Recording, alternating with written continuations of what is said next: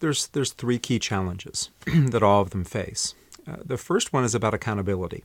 And you're going to hear a recurring theme about accountability. It's one of my soapbox issues because it's one of their greatest needs. Accountability is not something human beings do well, whether it's being accountable or holding somebody accountable. If you look at most leaders, for example, they started out in line positions of some kind and become promoted then to a leadership role. It doesn't feel nice to hold people accountable.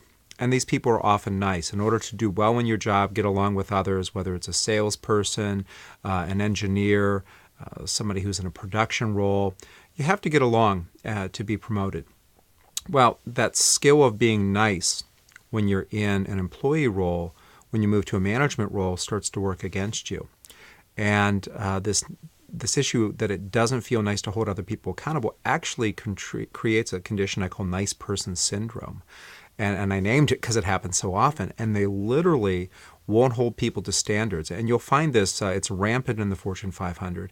It's rampant in the small firms, and it's rampant everywhere in between as well. So that's the first of the challenges. The second challenge is inconsistent follow-through. And it ties in with accountability. That's why I say there's going to be this consistent theme. Inconsistent follow-through is rampant to the point that you can look at some of the measurables.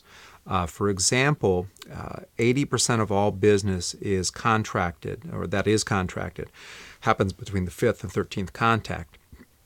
Yet, only 10% of salespeople or the sales function of an organization actually makes more than 3 contacts. So there's this amazing disconnect in there. That alone, when I work with firms to help them improve that challenge, that alone is transformational because suddenly they're in front of their customers more, or the customers have this firm or organization top of mind because they're so persistent in their presence. The third thing for challenge is all about people. And there are tremendous challenges these days that organizations are finding in finding good people. Either recruiting them or knowing who to recruit, having the right hiring profile, to onboarding them efficiently. Once you onboard them, setting up metrics and standards. Organizations are not doing well with the hiring process. What I find is retention these days in some organizations, including some of the biggest names out there, is less than 50%. There's this constant churn of employees. It all starts with a hiring profile, to a great interview process, to fantastic onboarding, to great training.